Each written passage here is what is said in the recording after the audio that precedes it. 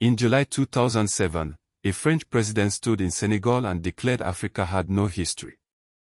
Today, a Ghanaian-Canadian artist answers with 100,000 Lego bricks. This is the story of how plastic building blocks became weapons against colonial erasure. When Nicolas Sarkozy claimed the African man never entered history, he ignored the stone towers of Great Zimbabwe that predated European castles. He dismissed the gold-rich Ashanti Empire with its complex bureaucracy. But artist Ekow Nimako picks up where textbooks fail. His Lego city masterbuilds reconstruct medieval Africa not as primitive villages, but as the futuristic metropolises they could have become. Imagine Kumasi, capital of the Ashanti kingdom, not as colonial archives depict it, but as Kumasi Solar 3020 CE, a gleaming city where traditional Adinkra symbols merge with solar panel towers. Each black Lego brick becomes a pixel in this counter-narrative.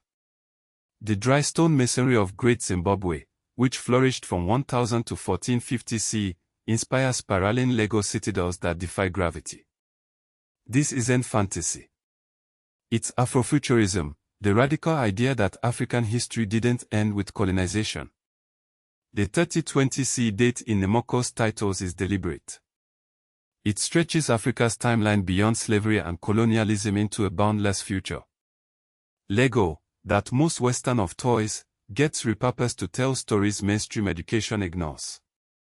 The Building Block series proves complex urbanization existed in Africa centuries before Europe arrived. But this movement isn't solitary. Online, the Lego MOC community shares creations filling gaps where toy companies failed. Children can now build pre-colonial African cities instead of just European castles. These digital forums buzz with instructions for constructing medieval Timbuktu's libraries or the Lalibela rock churches from Lego. Every shared design counters the single story of Africa as merely colonial subject. The bricks become metaphors, plastic fragments reassembled into wholeness, much like diaspora reconnecting with heritage. Critics ask if speculative art risks distorting history. Nimako insists his work distinguishes between archaeological fact and imaginative projection. The actual Great Zimbabwe ruins remain sacred. His Lego version asks what if those stone walls kept rising? What if African civilizations developed uninterrupted? This documentary shows how play becomes protest. How a child's story rebuilds what colonialism tried to erase.